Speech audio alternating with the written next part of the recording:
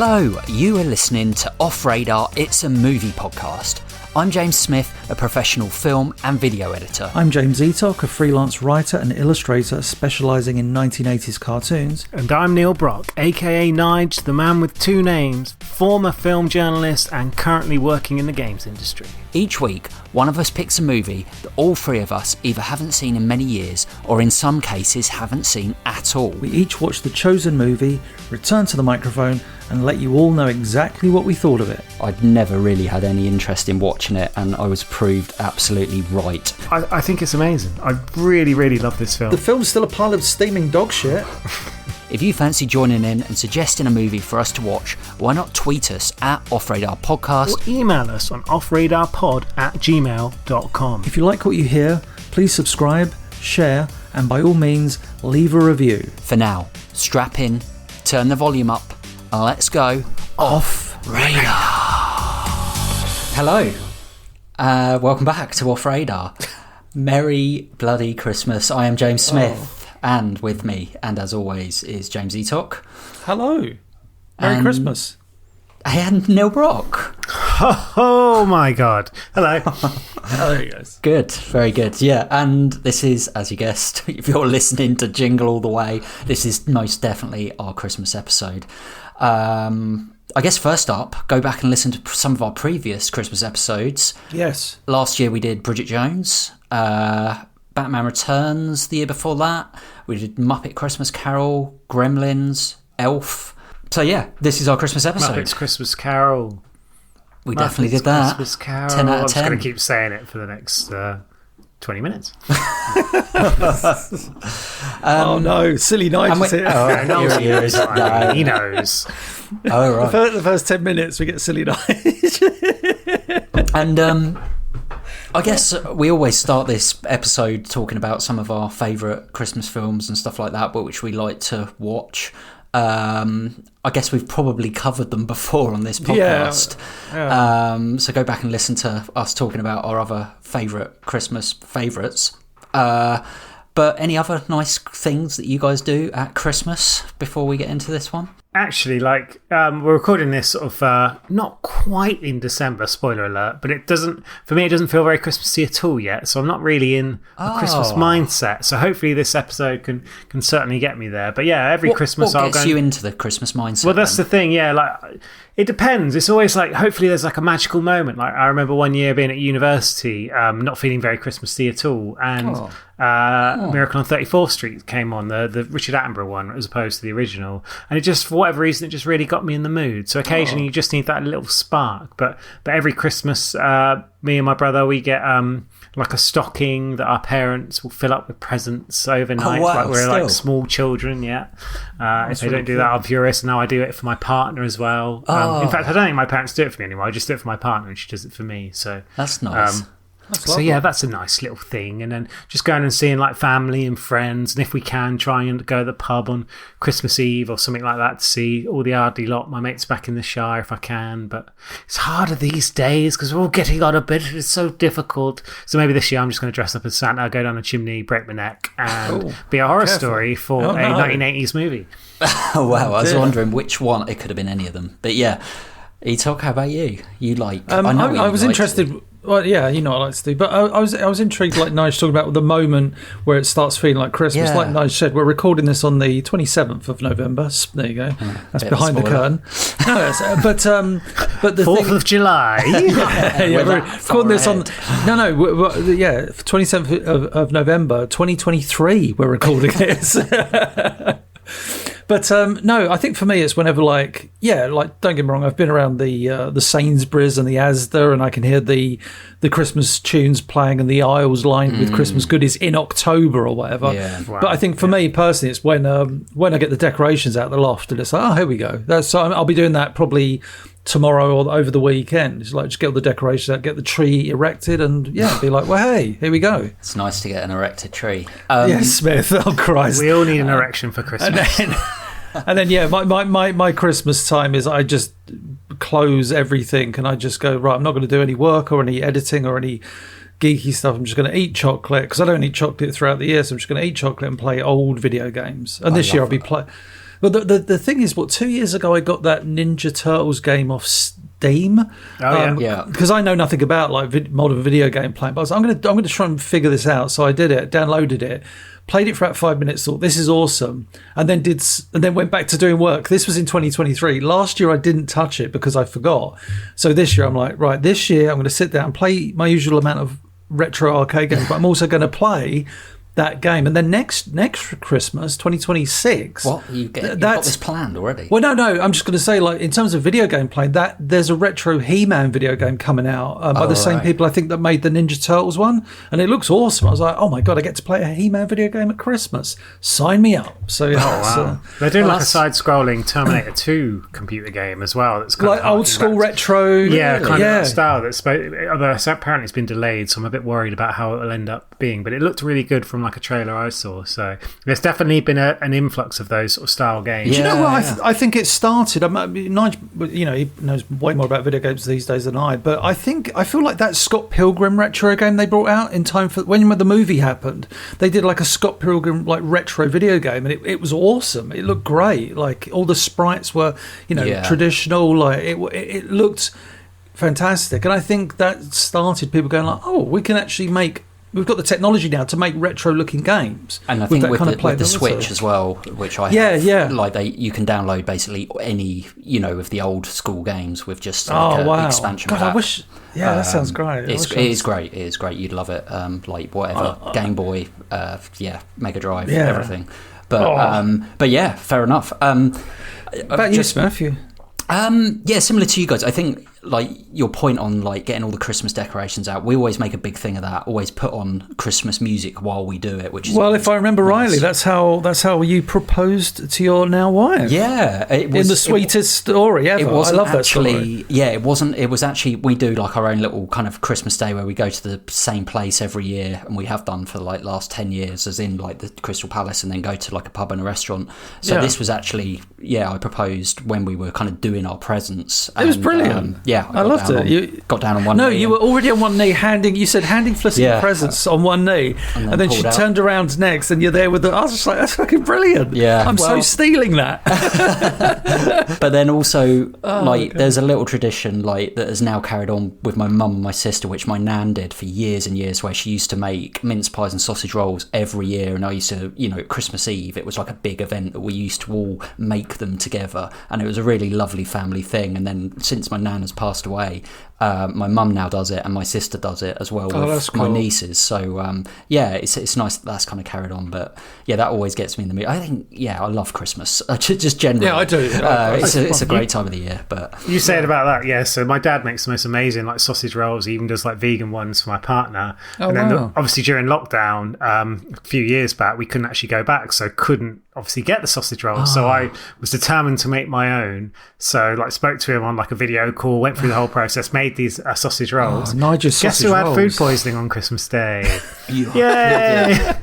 It turns out they were dodgy sausages, like the sausages. It wasn't just my cooking skills. Apparently, at least that's what Helen tells me. There was a recall on the sausages from Tesco. So, what bad luck! So we were sat there. And I think Helen had like beans on toast for Christmas dinner, whilst I just sat on the sofa and had nothing. So there's a lesson: never accept Nige's sausage. No, Nige's dodgy sausage.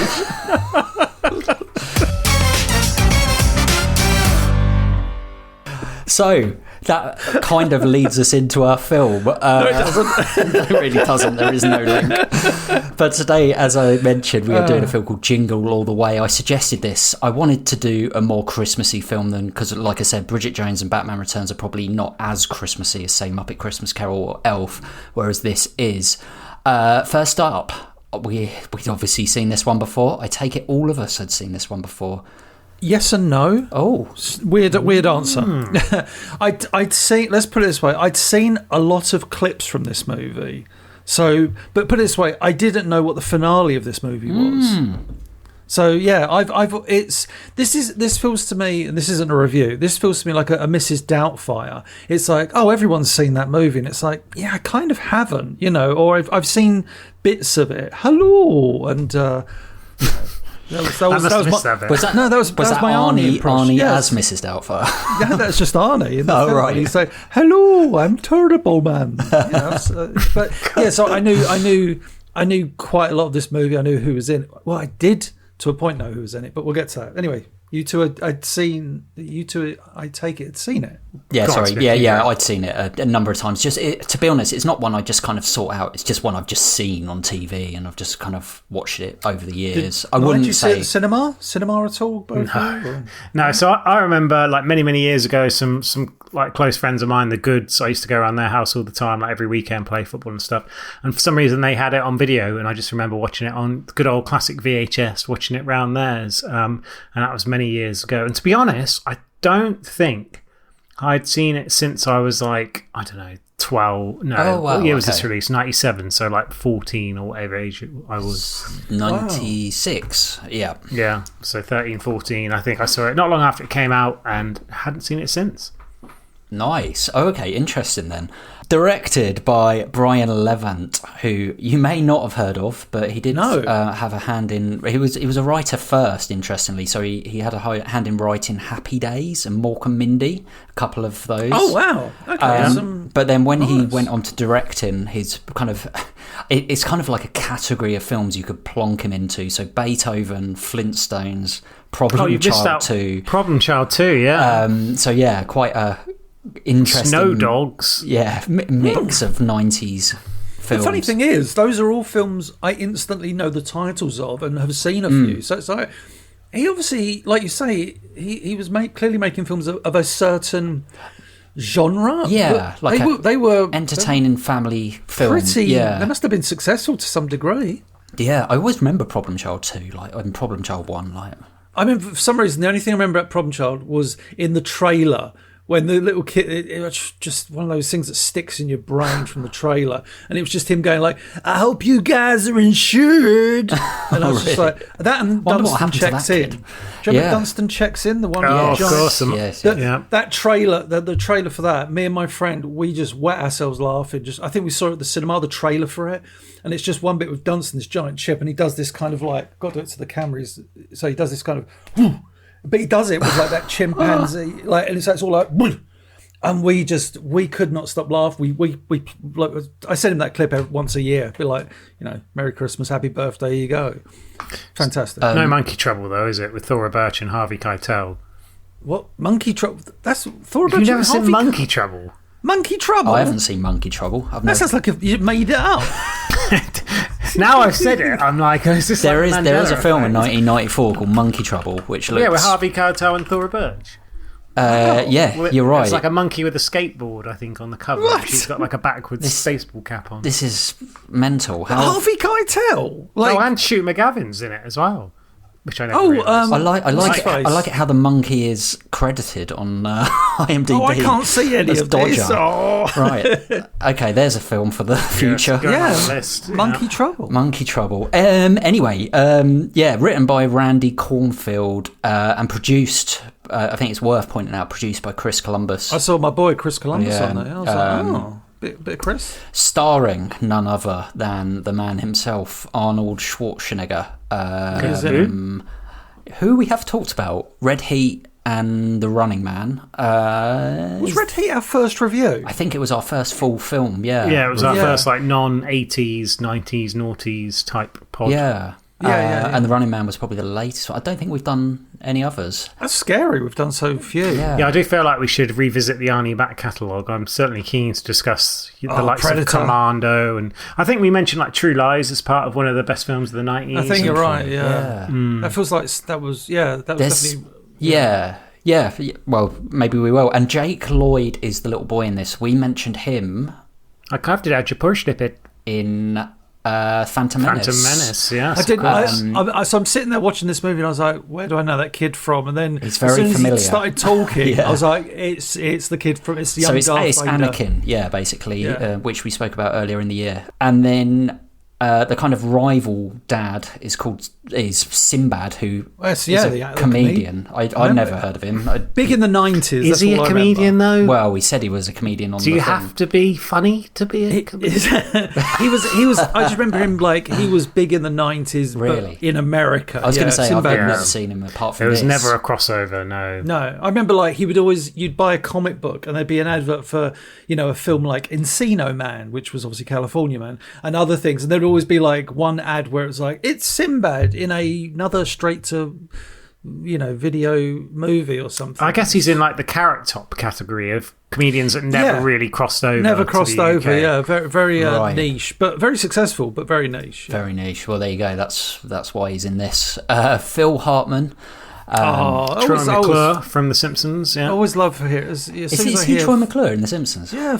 Yeah. There you go. Phil Hartman, like amazing, such an amazing talent, and like what a fucking tragic loss. Yeah. Tragically, was he shot by his ex-wife or shot something? by his wife, and then she shot herself. She shot him, then she. And then apparently, like all their friends, if you ever listen to there's documentaries on it where he was, they were all saying to him like years, months before, you need to get out because she's dangerous. And I think it was just, it was a very toxic relationship, and she shot him with a shotgun and then shot herself. But he was amazing as Troy McClure, and Lionel Hutz, wasn't he? He was Lionel Hutz. The lawyer. And he was, and for me, he was. He was also in Small Soldiers. He was. He was in voice. Greedy. He was in a bunch of like Saturday Night Live type. Was he in Saturday Night Live? Yeah. He did. He did some Coneheads. He did like voiceover work in animation. So I remember him from like cartoons like Dennis, the American Dennis the Menace, not the UK one. He had a great voice, and like he's got a great voice as a faux villain as well, which is why this is he's ideal, as it were. But it's great actors, but just like utterly sad what happened to him. It's just like, oh man. Rita Wilson, who plays Arnie's wife in this. Tom Hanks's wife. Is that right? Man, this episode is just instant trivia. Is that really? Wow. Yeah, that's Tom Hanks's wife. Yeah. We're not going to get onto the rap. I love my wife. That's my Tom Hanks impression. That's very good. That's great. Thank you very much. Well done. I just felt like running. That's why they named the ball Wilson after her. Oh, no, that's Wilson. Completely made up. No, but that's nice. I like it. It's fact now. We've said it's fact now. We've said it out loud. It's on the internet. Robert Conrad, who that is, I don't know. We have no trivia for. Yes. No, he was a very famous actor from like the 1960s. Who does he play in this? He was the cop who gets his coffee hands burnt. So he actually played Jim West Desperado, Wickle Wild Wild West, in the original TV show. There you go. So that's his big TV show from the 60s. Oh, okay, fine. And I guess it's a big Jim Belushi pops up in this. We love him. Do we? How dare you not? I don't know if we do, but anyway, he's in it. He's reuniting with his Red Heat co-star. Oh, God. I didn't even think of that. Yeah, of course. Oh, come on, guys. Sorry. No, I forgot about that. I forgot he was in Red Heat. Jesus. But then again, I did as well. If you said who is it, I would have said like, is Arnie it, who's Grover from Sesame Street? Is that it's like it might as well have been. So, Jingle All the Way. I mean, this should be a fairly easy synopsis, James. Right, here we go. Howard Langston, a workaholic father, has spent a great deal of his life prioritising work over his wife, Liz, and his son, Jamie. Realising he has done this one too many times, he promises his son that for Christmas he will receive the much in-demand action figure Turbo Man, based on an incredibly popular TV show. However, one problem presents itself to Howard. It's Christmas Eve, and the in-demand action figure Turbo Man is sold out everywhere. Thus, Howard launches into a frantic, citywide hunt, fighting crowds, scammers, store lotteries, and even another desperate dad in order to secure the elusive toy. As Howard's adventure takes him from one misadventure to the next, he is forced to confront what truly matters during the holidays, the gift or the time spent together. Every holiday season, there's one toy everyone has to have. I want the Turbo Man action figure with the arms and legs that move, and the rock and roll jetpack, and the boomerang shooter. Getting it is every child's dream. Whoever doesn't can be a real loser. Finding it You got the doll, right? is this father's nightmare. I'll get that toy. I promise. Whoa! Nothing like waiting until the last minute, Howitzer. Especially on Christmas Eve. Turbo Man, you're mine! They're all gone. These two are looking for a Turbo Man! Where's your Christmas spirit? Very nice. Yeah, so we start with this film. Obviously, I think right at the start of this film, we actually see like a Turbo Man sort of intro with Jake. Like Power Rangers. Yeah, it is exactly like Power Rangers. And that location is like so famous in Los Angeles. It's where, where Kirk fought it's Captain Kirk fought the Gorn, that rock structure, and it's like in every film. It's in Bill and Ted's Bogus Journey. It was in Power Rangers as well. Oh, was it? Oh, okay. Yeah, probably. Yeah, because I think I know roughly where that they are in Los Angeles, but for some reason it just became this iconic rock structure that's filmed everything. But yeah, the film starts with this. Yeah, I think Nigel, like, very Power Rangers inspired. Look to it. That's the way I felt. I guess Power Rangers was huge at this point as well. It was still massive, yeah. But we kind of introduced Turbo Man, which is obviously this kind of made up thing. But and we see like a very 90s kind of kids' room where we see Jamie obviously watching it. But I guess what is set up right from the off in this film is it's kind of a story that was done quite a lot, I feel, around this kind of 90s time. The dad being a bit shit story.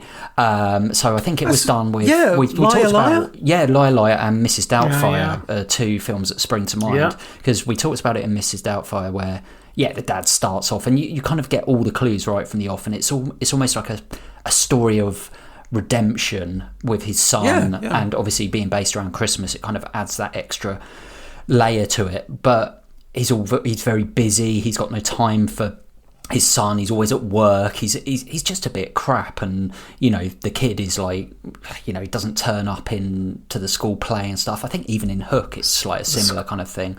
Was it not school play in this case? It was karate. But that sort of thing. I do like when we first see Arnie, and he's like, he's obviously this. I think he's like the mattress king, isn't he? Of like, his business is mattresses, so he's in his office taking all these calls, and his assistant is holding up signs. And he's like, you're at the end of every conversation with a different customer. He's like, you're my favorite customer. And then his wife Liz, his wife, and at the end is like, you're my favorite customer. And then he kind of number one customer. Don't you forget, you're my number one customer. You're my number one customer. Liz, hi, honey. How are you? Howard, where are you? I know, Jamie's karate class. Don't worry. I'll meet you there. I promise. And don't forget, you're my number one customer. Liz, look, I didn't mean that. We get him kind of adding that emphasis to his eye acting, those kind of big wide eyes that Arnie has that prevalent in films like, I don't know, Total Recall or something. I was just thinking Total Recall. That's like the Total Recall face. But it is. But in this sense, he kind of does it in the comic way. So often the camera is like pointing right at his face, and he's like, and I think even on the poster and stuff, his eyes are wide open. But in that scene when he's on the phone to his wife, you almost get him like breaking the fourth wall instantly, and you kind of like, oh right, this is where we're going. I was going to say, even in like Arnie's most serious films, maybe Terminator, the first one, is an exception. But when you think of even stuff like Predator, when he's here like going, I'm here, kill me, it's still funny. I'm not talking about his accent, but just like his facials and stuff. It always like. And even in that scene, it's like, even that scene in Predator where he's covered in mud, like, I'm here, kill me. Even that's kind of played for giggles because the Predator goes above the thing or whatever, and he's just like, oh, hang on, I've made a boo-boo there. So it's like, I think directors were always trying to tap into the comedic potential, even in the most serious of films of Arnie. I do think it's a natural, just something he does naturally.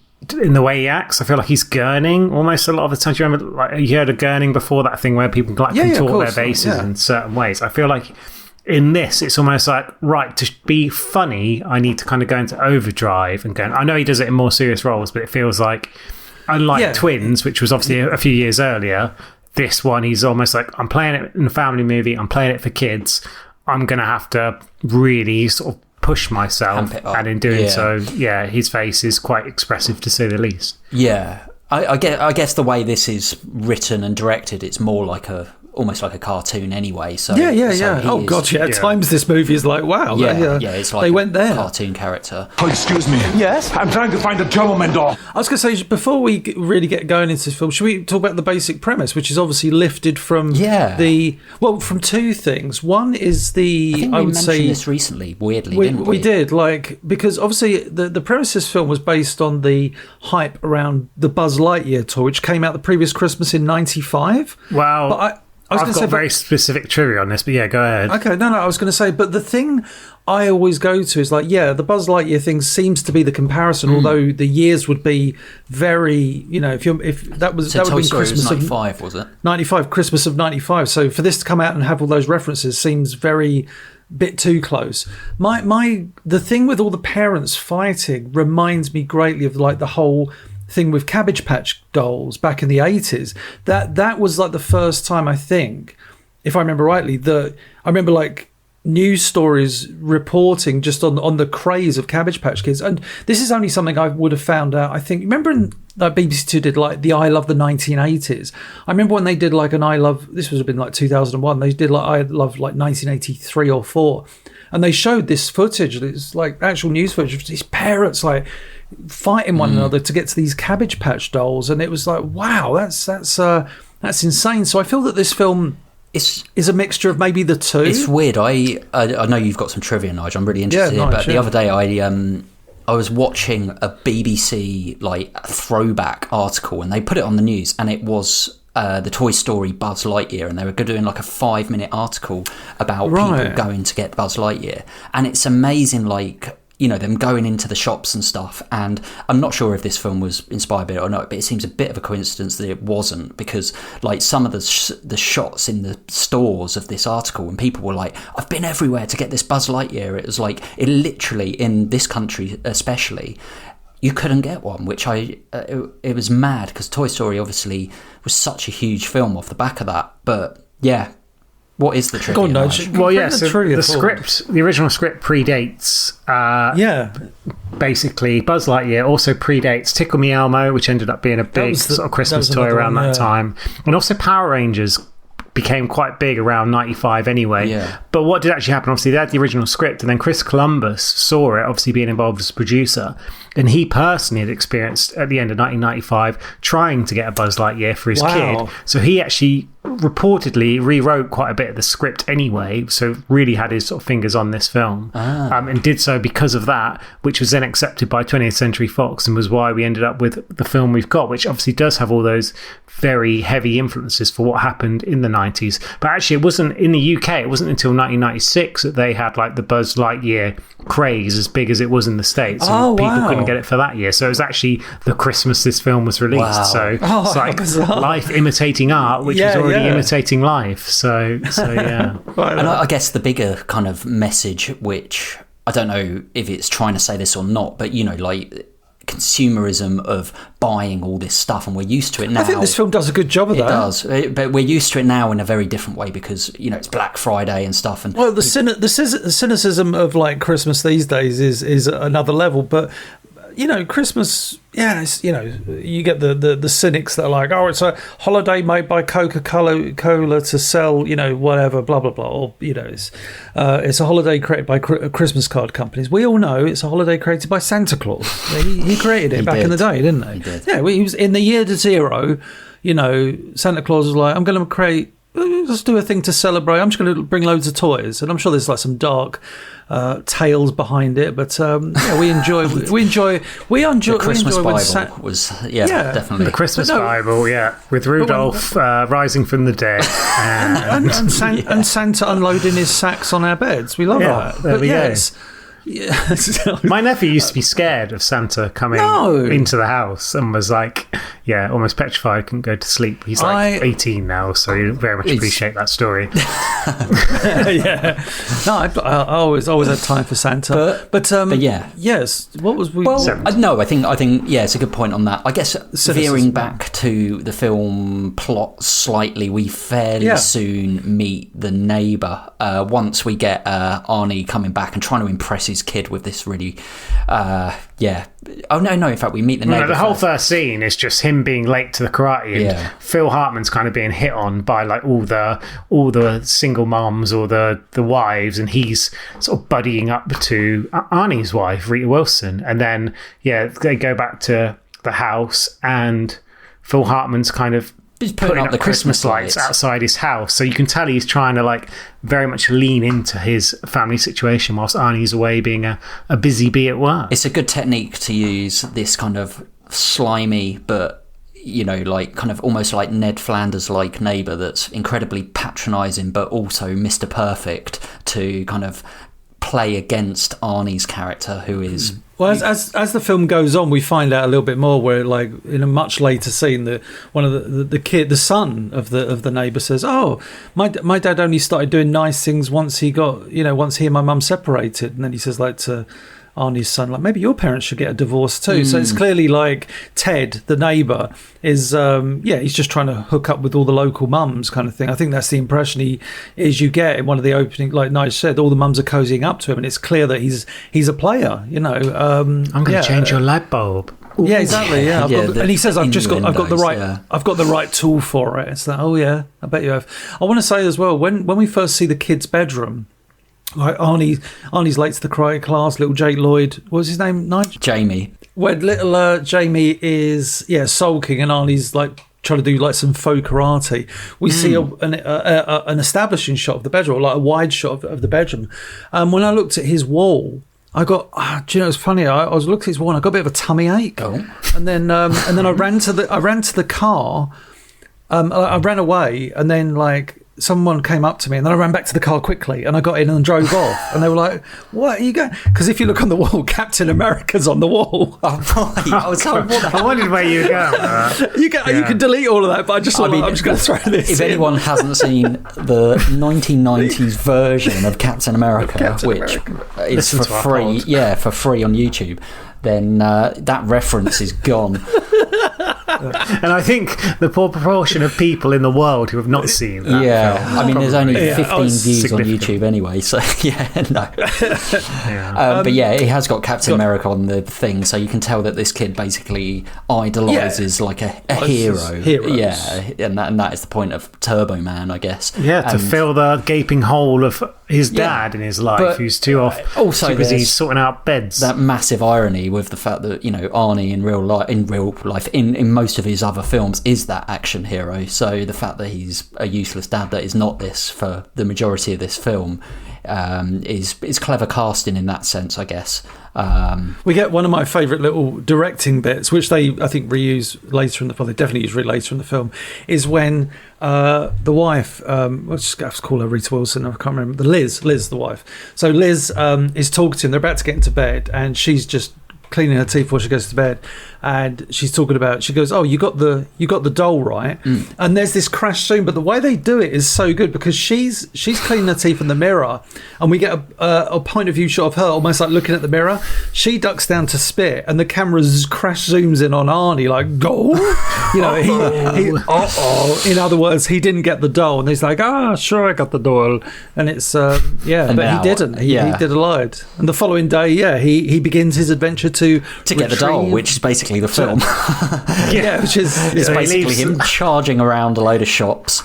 Like some of the scenes where he goes into the shops they're mental, aren't they? Because they're all breaking in and flying off, and the camera's like right in Arnie's eyes and face, and we obviously meet Sinbad, who's like quick talking, high pitch, almost like this kind of Eddie Murphy delivery, which is polar opposite to Arnie. I found Sinbad's first appearance in this movie really off-putting.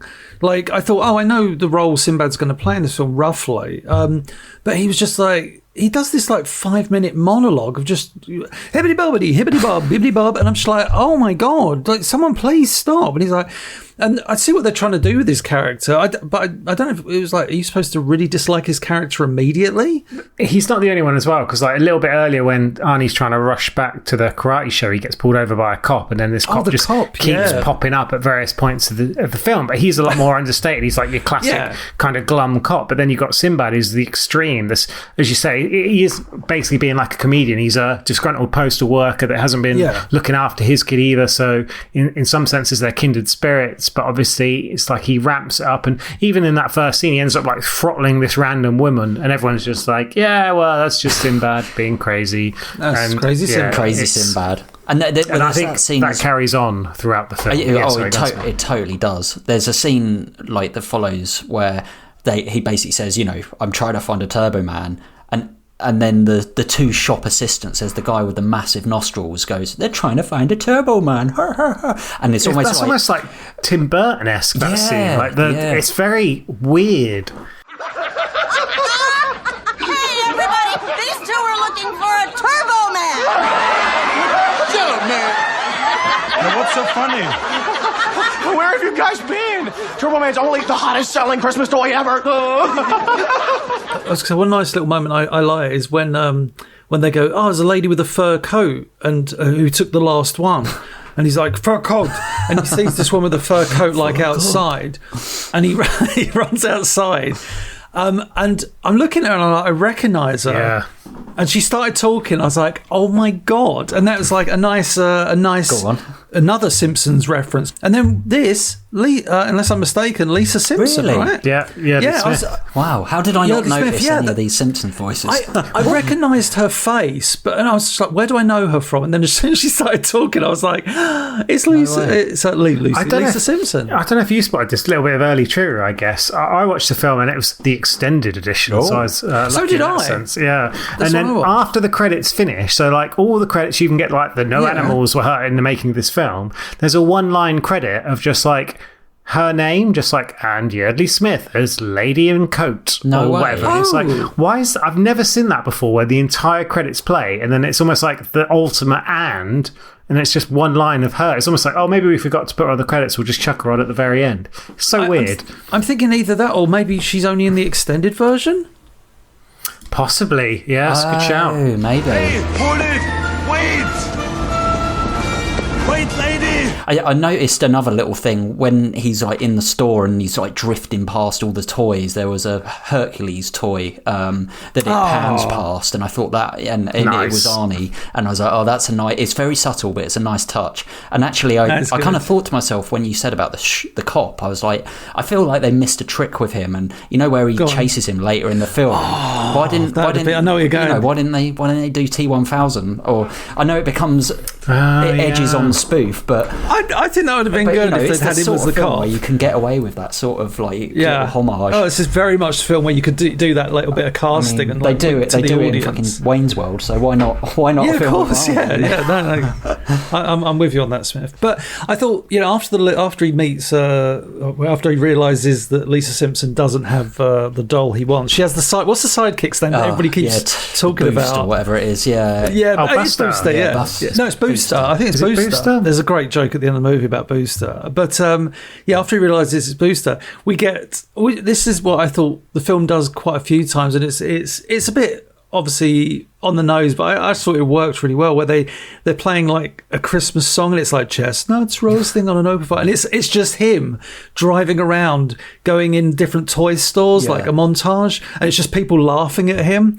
And I love that, what they're doing. It's like, we see what they're doing. It's like, the joy of Christmas is being almost like sucked out of him, because all he's doing is just trying to find this material good, as it material goods, kind of thing. It's it's the journey he's on. But I do love the fact they have the music, and in stark contrast have these really atrocious visuals of him like miserable, sitting in traffic jams and stuff. I think that is the clever thing with it in a way that obviously he's doing this for his son and stuff, but his son is obviously and his wife, his dad.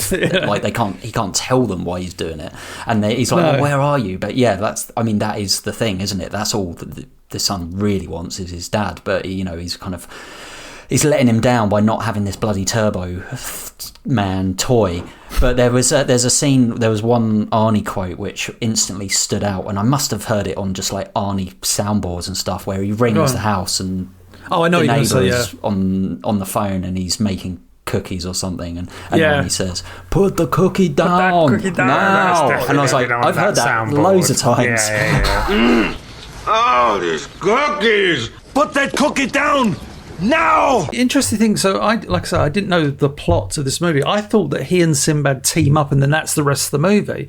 But I do like the fact that they kind of come in and out of each other's adventure, and they're always like they pretend to be friends for all of like 1 minute, and then they go at each other. So after like the initial toy store battle, as it were, then they're at like a shopping mall, like a Mall of America, and there's like this lottery of all these lottery balls. It's like if you get a ball, and there's this crazy, and there's one bit though I was just like, I actually had to go back and check. I like misheard it, and I had to put the subtitles on. Did I get this right? They're fighting, like everybody's like bundling, and I think someone sprays mace at Arnie. He's like, that is Sinbad. In fact, he sprays him. Yeah, and then at some point, like there's a bunch of people on top of Sinbad. This might be the different fight, but it's definitely in the scene in the mall. There's a bunch of people on top of Sinbad, and he goes Rodney King, and I was like, that's like one of the worst racial attacks in American history that caused riots. And I was like, wow, they actually went there. Like Rodney King was always, to my knowledge, always seen as one of those jokes, like where, especially so close to when it happened, which would have been 91, 92, something like that. 91. Yeah. I didn't 91. hear this. Yeah. Oh man. No, I didn't. Oh, I really hope I didn't get it wrong. Well, it's funny you say that. So, like, Sinbad improvised a lot of his lines in the film. And you can kind of tell. There's the bit where he's talking about a doll, and they're sat, like that bit when they become friends, and then suddenly the cuts are so bad because, like, his arms in the air and he's really extravagant, and suddenly by his side, terribly edited. Yeah, you can tell that like he was just all over the place. And Arnie actually tried to improvise most of his responses to him. So that's just what you need: Sinbad and Arnie doing ad-libs between each other. But I definitely think his dialogue is just all over the place, and I think it wouldn't surprise me if that was the case, because I swear that there's a bit right at the end when he's like running on the roof after Jet Lloyd and he says something but I couldn't even make out. It was just like that was clearly just like some random thing that he's like, I'm just gonna say this, and it's just like fair enough. To be fair, with that kind of ball scene, it's quite well done in I mean, it's so obvious, isn't it? The ball bouncing around the mall and the kid takes the ball and then it's fun, and then it goes down a slide, and it's like, what the hell is going on? Now Arnie's in a ball pit and getting beaten up by a load of mums that think he's a pedo. That was very weird. It's kind of well done, but it's ridiculous. You know what you guys are?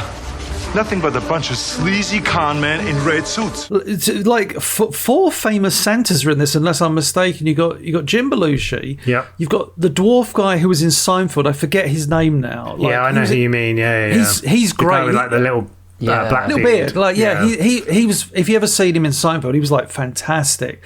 Then you've got me and Nige. You've got a big wrestler, guy, I take it. Paul Wright, the Big Show. Yeah, aka the Giant at that time, I think. At that maybe time, even before 96. Looking really trim as well. He looks great, and he is massive. Like, because that's what I thought when they were like, "Oh, they got someone bigger than Arnie. Who the hell is this going to be?" And it's like, that's the Big Show. Like, as soon as I saw him, I'm going to deck your halls, bub. And then I'm pretty sure the next famous Santa, Vern Troyer, gotta be. He is in there. Yeah. Mini Me. Yeah. That is. Vern Troyer, like that made me laugh so much when he's on top, like the punch. The Big Show, Paul Wright, the big giant guy, goes to punch Arnie. Arnie dunks. Vern Troyer's on his head, and he punches the little Santa, and they just do this like real slaps. But in the context of the movie, it kind of works. You just see this little guy like wee flying through the air. He's like, little guy. It's and there's the Santa with the nunchucks. It's really weird. It's such a bizarre part of the film, isn't it? Where we go to this Santa warehouse where there feels like I don't know, to some degree it feels like at times this film is saying we're this kind of movie, and then it's going, actually we're going to do something really off the wall and kind of avant-garde. Let's go for a bit of Home Alone ultra violence. Because I'm Chris Columbus, so then we'll just spin it back to exactly yeah, the rest like, of the film. well, yeah, like the whole radio station bomb bit. I was like, what the hell's going on here?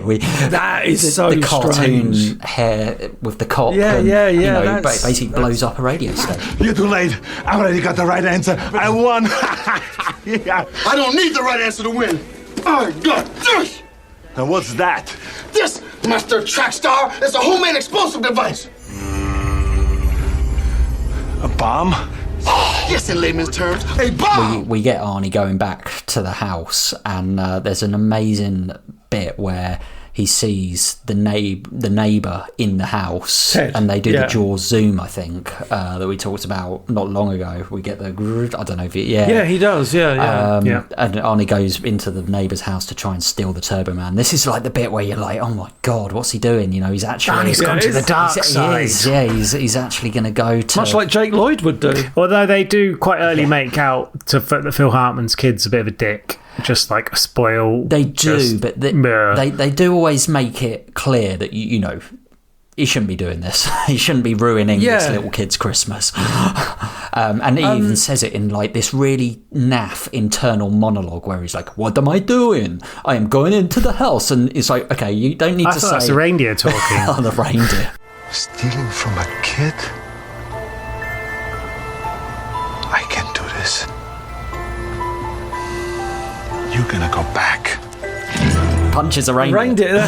That's so surreal. Like, he goes to he realizes he leaves the house. He's got the Turbo Man doll. He's like, what am I doing? And he takes the doll back in. But as he does, Ted, the neighbour, has a reindeer. And the reindeer, which is also Very called Christmassy, Ted, obviously. the reindeer is called Ted, and Ted the reindeer chases Arnie through the house.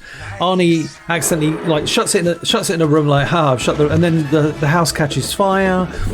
Rita and Ted rush back to the house kind of thing. And Arnie's like, let me explain, kind of thing. Rita's not having any of it. She's like, and Ted, there's a really weird line here where Ted goes, you can't bench press your way out of Yes. I do feel like that was the only reference to the fact. But there's a bit Arnie's right at the end that Arnie is absolutely huge and ripped, and everyone, even in the street, you got those women that are hitting him with the bags, as we were saying before. Like when he's in the store, it's like, I don't think you would hit a guy. I don't think you'd do that. Even in a suit, he is still He's massive. a monster. It's bizarre. And then Arnie decides to, obviously he's down on his luck. His wife's sort of gone off with Phil Hartman to the parade and all that stuff, so he ends up getting drunk with the reindeer, which is what With the reindeer, and he does have a history. There is a history of Arnie punching animals. I think in one of the Conan films, he punches a camel, so maybe that was a callback to that. Hey, there's an animal, bam, right in the kiss. I like it when he punches the reindeer. The reindeer just goes, meh, and he goes, you brought this on. Oh, he says, you started it. Yeah. Just like, I suppose he did. The parade is well done, to be fair. Like the oh man, I was geeking out because they have all the wide shot first, and I was like, Ninja Paddington, Turtles, Bert and Ernie, Barbie, the Tick, Sonic, The Tick, Gumby, classic.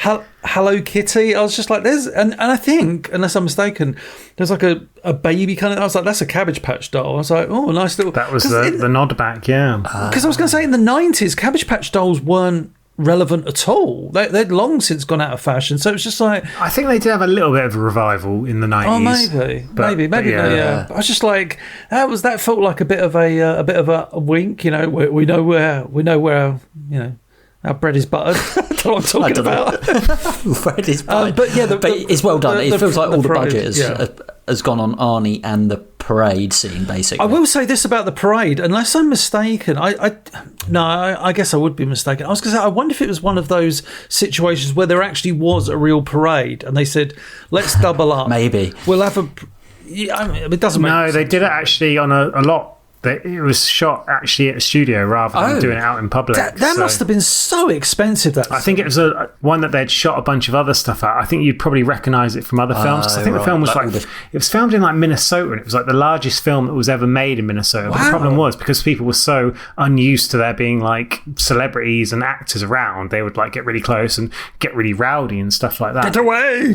Yeah, exactly. But yeah, it was one of those whereby they could obviously needed all the space to play with because it's quite an elaborate set piece that goes on quite really I is. imagine filming that must have been an absolute nightmare. I got to say, like I said, I kind of knew this was coming. I didn't know this was the finale of the movie, though. Yes. But him dressing up as Turbo Man was genius. I thought that was brilliant because, like, well done. he's running away from the cop, but it's the way they when they're like, you're the because he's hiding. You're the guy replacing. I've written it down. Yeah, thanks for replacing Pete. He goes, yeah, it's a shame what happened to Pete in rehearsal, but that was a freak accident. He goes, this is the thing that made me laugh. He goes, good news is Pete showed some brain activity this morning. I'm just like, that's a good sign. Like, I love it so much. Shifted into it. It was, and then you get the point of view shots from Arnie going, wait, who are you? And he's like, and then the next thing is it's weird they go into a point of view shot, isn't it? Yeah, it is. It is. Yeah. I feel like they needed more bits and he wasn't there, so like, we'll just film it like this or something. Actually, that's probably what happened. But yeah, he's in the suit, and then we get him on top of the float, and I really enjoyed the way this is all kind of staged, where he's on top of the float and he's next to. Is it Booger from? Yeah, so that guy, and he has a great line in it as well. I made a note of the line he says. Cause, he plays Booster. Yeah, he plays Booster, so like this pink dog that's essentially Turbo Man's friend. And he says a line that's like, I've been here ages. I'm sweating like a dog in a Chinese restaurant, which seems like such a line that shouldn't be in this film. It's just really, really weird. I'm just like, how have they got away with doing that? But yeah, as soon as I saw him, I was like, I recognise that guy as like a comedian that's in loads of stuff. Right. But yeah. I was going to say, I'm sure he's in Risky Business. Oh, right. I should know that. It's Curtis Armstrong. Curtis Armstrong. Yeah, you're right. Risky Business, Better Off Dead, Revenge of the Nerds, probably most famously known for Booger, like you said. Yeah. And yeah, it's done a ton of work over the years and is a really kind of tiny role, but yeah, he's quite impactful even in that sort of short period. So yeah. Yeah, he's like good. One of the things that made me laugh about this finale is they played this thing throughout the movie of Booster being like it's the sidekick of Turbo Man in the TV series, this giant, as Nige said, giant pink dog. But every time Booster the toy is mentioned, everybody's like, we don't want Booster. Yeah. And there's Booster sucks, but there's one great scene here. Like, so basically Sinbad dresses up as the villain from the Turbo Man TV show and confronts, because at this point Arnie's now got the doll, the Turbo Man doll, because he's got to give it to a child, and guess which child he chooses, who happens to be in the audience of the parade? The one he has to shout the name of. Jamie! He knows my name. And I do love the idea here where you bring the fiction of this TV series, which we saw at the start of the movie, all their devices, and like I think Dementor's fist flies off, and Turbo Man does all these gimmicks, and then obviously it's ridiculous, Buzz Lightyear-ish, very Buzz Lightyear.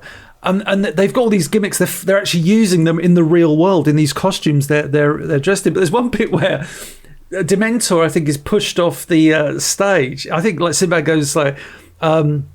He's like, we don't get out of the way. He gets out of the way. Booster, guy in costume, falls off the stage onto the street, and all the kids start beating him up.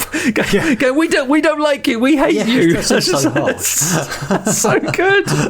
But I just love the idea that this sidekick is so hated. It's just like they're all beating him up. And at one point he gets the doll. Obviously, Sinbad gets the doll. He's running down the street because it's a parade. So people dressed up in costume. And Sinbad just goes, "Get out of my way, Bucks!" And he just pushes this guy dressed up as a box onto the floor. And all these baubles just waddle over to him. Just stare at him lying on the floor. It's so weird. But again, it feels like you say, like a bit Burton-esque. It's like, what is this? Well, it's mental, isn't it? I mean, the bit where he gets the jetpack and kind of like I love that. This is where a lot of the budget went. Yeah. Go on. No, I was just gonna say, like, it goes up, and then obviously the boy, is like then going to be falling. It's like Spider-Man or something, isn't it? It's falling from a massive height in a big built-up area, and Arnie has to save him. But even Dementor has like the glove that punches, that kind of shoots across and sucks back into it. Arnie uses his weird little boomerang thing, and he's using this jetpack and flying all over the place with some rather ropey 90s special effects, I must say. But it's so random because, like, obviously he gets called up on the stage and the mom's like, "Oh yeah, go," and she doesn't know that Turbo Man is her husband. And she's like, oh yeah, la-di-da-di-da. And then all of a sudden he's being chased by this like crazed actor. And she's like, well, wait a minute, he's not involved in this. And then like, she's running after him. The cop's like, oh yeah. It's all part of the show, man. That's my son. Yeah, he doesn't know. Like, he's not involved. And he like scales a building and everyone's just like cheering and applauding. And it's just... Yeah, it's a bit mad. And at the end of all this, when he obviously wins, or the mum doesn't recognise Arnie, even though he's like... They try and disguise it, because if you listen... I thought at first something was wrong with the video I was watching, but they try and... He's obviously got some voice like disguise thing. Almost, but it still sounds like Arnie, it's Arnie going... Jamie, your dad is not mad at you. He loves you more than anything in the whole wide world. It's a nice touch at the end where the boy gives Turbo Man to the Sinbad. That was good. I really like that. And it's like, I thought that was really unexpected. It's like, after all of this guy's nearly killed his son, and he's like... I'm sorry about that little tension we had on the roof up there. Hey, it's cool. But Jamie, I thought you wanted this doll more than anything. What do I need the doll for? I got the real Turbo Man at home. That probably leads us on to some trivia. Go on, there's not like a huge amount of trivia, but there's some quite interesting stuff. We'll start off with a bit of the old casting, because I know how much you guys love a bit of casting. Oh, here we go. Robin Williams was seriously considered for the role of Howard, alongside Chevy Chase, Bill Murray, and Steve Martin. Would have been a very different film. Meanwhile, Tim Allen was considered for the role of Myron, who obviously went on to do... so the role Sinbad got, who went on to do his own kind of Santa series with the Santa Claus or whatever now. Yeah. So yeah, and actually... Phil Hartman was originally considered for that part of Myron, but went in for a casting call, reading, felt a little bit off, but then he read for Ted, and obviously Levant said he was perfect for that. Perfect, yeah. Yeah, and during the production of the film, at one point Hartman drove into the studio in his Ferrari, as you do, drove up alongside the director, rolled the window down, and just said to him, do you know where the crew parking is? So really got into the spirit of the character quite well there. But yeah, Sinbad, bizarrely, it was a case of like Arnie's agent suggested him for the film, because the producers were a bit like, well, he's this like family friendly comedian. Why is he going to be this clean cut guy, this bad guy? And Sinbad like was interested, but actually had to miss the casting and going along for that, because he was doing a military performance with Hillary Clinton and Sheryl Crow in Bosnia, as you do. But Chris Columbus was so keen to have him, waited for him to come back audition. Apparently, the audition was terrible, but they still gave him the part. So okay. So yeah, that's some good logic. Interesting. And then the best bit of casting was that originally, before they kind of settled on Sinbad, or Columbus did, he actually wanted Joe Pesci to play Myron. Oh so my God. it would have been a completely different film. But he was actually deemed bizarrely too short next to Arnie, and that was one thing I would say about Sinbad. He is a big guy, so he's a big, up quite well against Arnie. But 5'3" compared to Arnie. But then obviously he was opposite Danny DeVito for a couple of films, and that worked fine, albeit they weren't sort of nemesis, they weren't going at each other in that sense. But yeah, and like even Arnie got into this film quite late. The only reason he did it, there's a few reasons why he did it, but one of the main reasons, he was actually trying to make his own version of Planet of the Apes, which when I found that out, I can't. Could you imagine an Arnie Planet of the Apes playing like the Charlton Heston role? That'd be incredible. Although maybe not in the 90s. It was Earth all along. Yeah, that was. But yeah, it was like a pet project for Arnie. It fell through, so he ended up doing this instead. And he only did it 6 months before it came out, which is part of the reason why they didn't do this huge like toy line. Now, obviously, thinking about the success of Buzz Lightyear and everything else, it was kind of the perfect film for a big toy line. But because he signed on so late, they only made like 2,000 of them, and they've become sort of collector's items since. They did make a Turbo Man toy. Yeah. Again, there's 2,000. Way. Even now, there was some released later on as well. Wow. They've done like those like pop vinyl figures, Funko Pops, all sorts of stuff like that. But damn. The film actually got criticised, much like Transformers and many other things have sort of in a similar vein been criticised as being like a vehicle, or Mattel know all about this, a vehicle essentially for people to sell toys at the expense of basically the entertainment you're putting out. But Columbus said, well, we didn't even have enough time to make any of the toys, and compared to films around that period like Space Jam and 101 Dalmatians, which sort of milked very much that kind of commercialism. Space Jam, yeah, especially with like Happy Meals and all that kind of stuff. It wasn't really fair to throw it at him, but maybe it was a missed opportunity. But but you can buy one for 135 quid on eBay, Turbo Man toy. There you go. Wow. That's what Felicity's getting for Christmas, so she's delighted. I'm Smith on one knee again. Running around the shops trying to find one.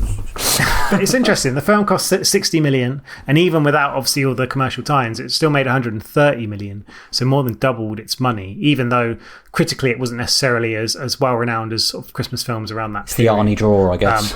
Yeah, the Arnie draw definitely was a big part of it, and Arnie himself actually enjoyed making the film. I bet. He actually said he'd experienced last-minute Christmas shopping himself. Who would have thought? He's like a real human being. And was apparently attracted to playing an ordinary character for the film and getting paid $20 million on top, probably. Made it. I'm sure that probably helps. Yeah, like the everyman. So there's a bit of Arnie and Jingle All the Way trivia. Oh, very nice. Do you fancy sending us a film to review or letting us know your thoughts on a film that we have discussed? All of your comments will be read out in our end of season leaderboard episode. Email us on offradarpod@gmail.com. Tweet us at offradarpodcast. Message us on Facebook. All links and info in the description down below. Do it! Do it! So, where are we at with this film? Etok, you have not really seen all of this film before.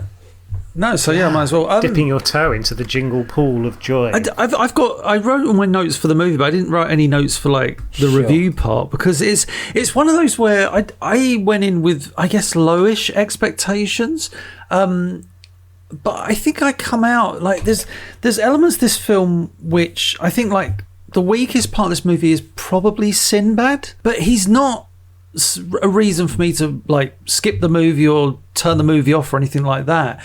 I really like the plot. I love the pace of the movie. It's a good solid 1 hour, 1.5 hours. I like Arnie. There's not much I dislike about this film, to be honest. It's one no, far from it. But it's one of those where I enjoyed. I don't know. Like we said, we're not really in the Christmas spirit yet. No, we are. Like, you can't say that. I'm going to keep saying it. Watch Jingle All the Way. So what are you on about? But that's the thing. It's one of those things where I thought I'm not really going to feel the Christmas feels for this movie, but I think it's a really good Christmas movie, and it's one of those where it's like I think I really want to add this to my Christmas watch list because maybe it appeals to my consumerism because. I've collected action figures. I still do from time to time. I know that world about, TV shows turned into action figures and, kids exploited because it's like, hey, guess what? You want this figure of this thing you like watching. I really like everything about this movie. There's no parts that derail it or anything. Obviously, there's parts of this movie where it takes itself seriously, and there's a lot where it doesn't. Like we've said, there's moments where it oddly feels like a Tim Burton movie. There's like slapstick elements. There's like even his journey in trying to find. I said in my synopsis, but he goes on all these adventures, these misadventures, as it were. And you think, oh God, here we go. But even then, I found each one of those really kind of gripping, whether it be the lottery ball situation or the group of Santas. I found myself just watching this movie, not going, oh, hurry up. As most people listening to this are probably thinking right now. But I'm going to give it a 7 out of 10. Oh, okay. I thought you were going slightly higher. Yeah, I thought you were going bigger than that. I was thinking 8. I was thinking 8, but then I was thinking, in the back of my mind, you've given 8s to really, really good movies. So I was like, I think a 7's fair. It's one that I'm definitely going to watch again. For a half mark. Come on, mate. All right, do you know what, Nige? You're right. I'm going to give it a 7.5. There you go. I've done it. Merry Christmas. Merry Christmas, Arnie. I'm so intrigued to what you guys... shall I go Nige? Yeah, we'll give Nige time to think if he's going to have a twist or not. I don't know. Nige twist! Stick on twist! Yeah, I've seen this film a few times. I think for me, it's that kind of film that kind of just leaks on in the background, and then I kind of go, oh, actually, I'm kind of half enjoying this film around Christmas time. I think there is like almost a bit of a rule with Christmas films in general, where I forgive them a bit more for being a bit naff. That's perfect. So, I think we've talked about it before. You can just slip on like a Christmas film and go, oh, it is what it is. And I think that is with this case. I would say with this film though that without Arnie in that role, it would be a lot weaker. But I think we talked about this actually, maybe even in The Running Man. I feel like he elevates a certain level of film for being Arnie. It's Arnie. So, I didn't like, the Santa bit you said about. I didn't like that part of the film. You didn't like? Oh, sorry. I just say, what the hell's going on? Why are we in some massive warehouse and there's a big Santa conspiracy? It felt so bloody random. But I mean, the whole film is random, so maybe I'm looking into it too much. It's funny. It's fine. I wouldn't say it's at the top of my Christmas list. It's funny in places. It's kind of weird in places. It's a bit too stupid at times. Like some of the kind of cartoonesque points are like, what the hell am I watching, Scooby-Doo or something? But it works for what it is. So I'm going to give it a 6 out of 10. It's okay. Wow. Nige. He hates it or loves it. That's how you do a short review.